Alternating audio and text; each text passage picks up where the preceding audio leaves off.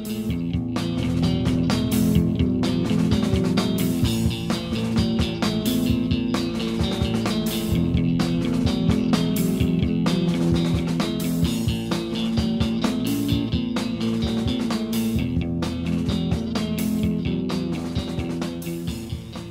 everybody, Cinemastic this year again to talk to you about what I bought and what I watched today. And today, 4 Blu-rays that I ordered from J&R's came in the mail today, so let's take a look at what I got. All 4 of these titles I paid only $6 each for, which, yes, is $1 over my limit, but I figured for a Blu-ray, and it was a pretty good deal, I figured, what the hell, I'll pay the extra $1 per title. And the first one I picked up was The Machinist, which I also watched tonight, so we'll talk about that one in a few minutes. The next title I got was Beowulf, a title that I definitely needed to get on Blu-ray. As I said many times, if I own a CGI animated movie on DVD, I will always replace it with a Blu-ray because CGI animated movies always look fantastic in HD. They're definitely always an upgrade from the DVD, so like I said, trying to get all my CGI animated movies on Blu-ray, and this is one more down. And the last 2 titles I picked up were Wayne's World and Wayne's World 2. I love these films. These are some of my favorite films when I was a kid.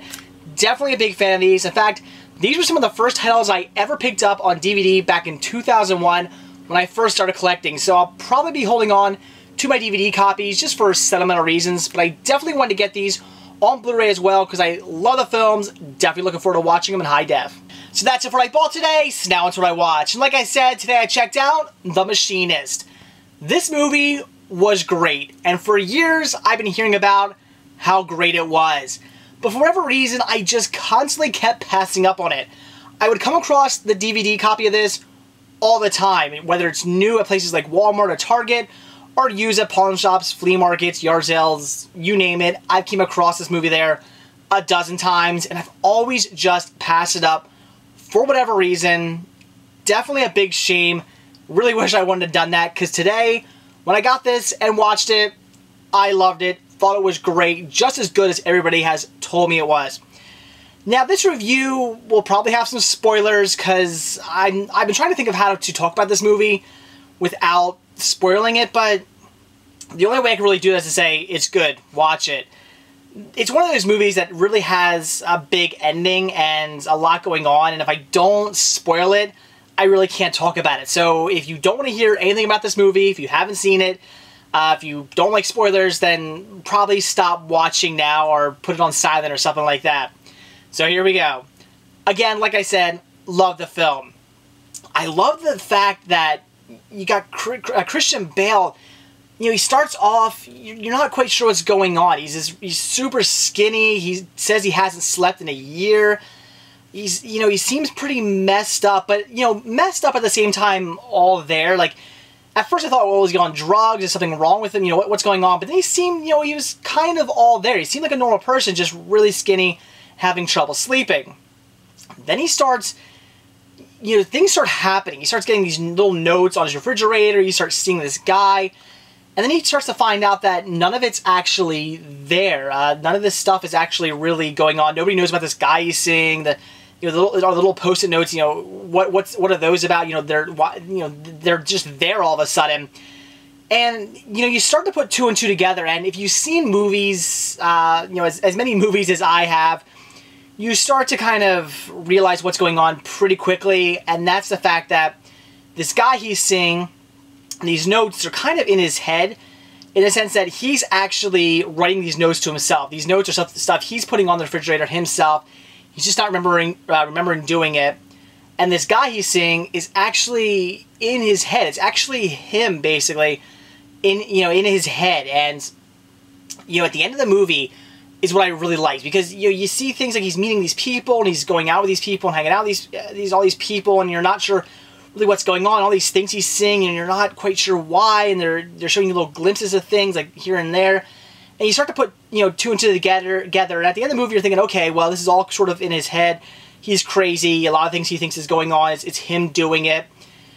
And then this is the part that really I thought was great. The part that I did not see coming. The part that, even though I knew all this stuff was in his head, I didn't know why it was in his head. And at the end of the movie, they explain that to you. And as it turns out, a year ago, he hit and killed a kid. He hit him with his car and drove off, a hit and run. And ever since then, he hasn't been able to sleep, and he just starts going crazy. I mean, again, Christian Bale has not slept in 1 whole year, so he's going nuts. He's hallucinating, seeing things, and at one point, he's actually hanging out with the mother and the kid he killed. And that's really, you know, that stuff like that's crazy. And you know, this guy he's been seeing this whole time, driving around this car, it's actually his old car, and like I said, he's been leaving himself the notes. So it's all this stuff going on because he killed this kid, and he's kind of, you know, gone crazy about it. He hasn't slept. He's kind of forgotten that he even killed this kid, and, you know, now he's seeing things and hallucinating. At the end of the movie, you know, it comes back to him that, holy shit, I killed this kid. And also one of the things I like is early in the movie, it's actually kind of a funny scene. He wants to get the license plate number for this car, which is actually his old car that he hit the kid with. But like I say, he's seeing a guy driving around in it, this guy who's, you know, been following him and hassling him the whole time. He's been trying to figure out who this guy is. So he takes the license plate number down. The DMV says they will not give him the, you know, tell him whose license plate this number this is, you know, unless there's been a hit and run or something like that. And the guy says, you know, well, I don't see any bruises, so you obviously haven't been in a hit and run. So he actually jumps in front of a car, which is, again, really funny scene. You got this really serious moment. There's actually this really amusing scene of him trying to get hit by a car. And then he reports a hit and run to the police, and they come back and say, you know, that car is actually your car. And, you know, of course, he's, like, not knowing what's going on. He flees the police station. They're you know, running after him. So he's reported a hit and run. And at the end of the movie, after he realizes that, you know, what he did a year ago, it all comes back to him, he has a choice between, there's actually a few scenes in the movie where he has a choice of taking either the left road or the right road. And it's kind of a little metaphor they keep saying, and they bring it up in the movie. At the end of the movie, you can either go to the police station, which is downtown, or you can take the, you know, the road to the airport. You don't know where he is at first. He walks up to a counter, and you're not sure, is he at the police station or is he at the airport? And finally he says, I would like to report a hit and run, and he basically turns himself in. So, again, a fantastic movie. Very well done. A hell of a lot of fun. I just spoiled the whole thing for you, so I hope you either turn this off, or you've already seen this movie, or you're just one of those people who don't really care if they're spoiled, you still want to watch it, because I would recommend checking this one out. Like I said, for years I've heard this movie was fantastic, and for years I was stupid and kept passing it up, and big mistake. It was great. Definitely check this one out.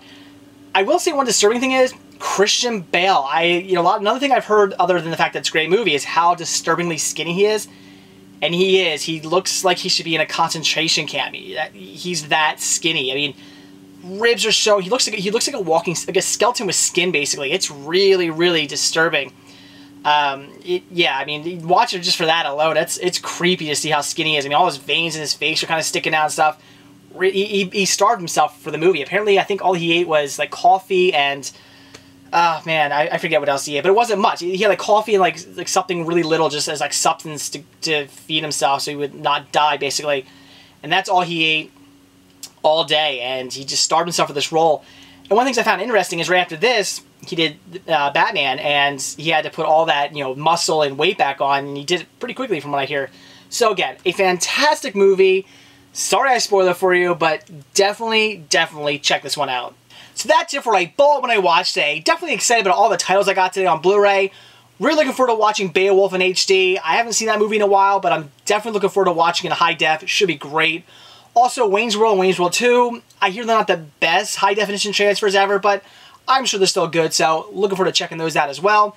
And also watching The Machinist. I loved it. It was great. I would highly recommend it. So that's it. Thanks for watching. Stay tuned to see what I bought when I watch tomorrow. See ya.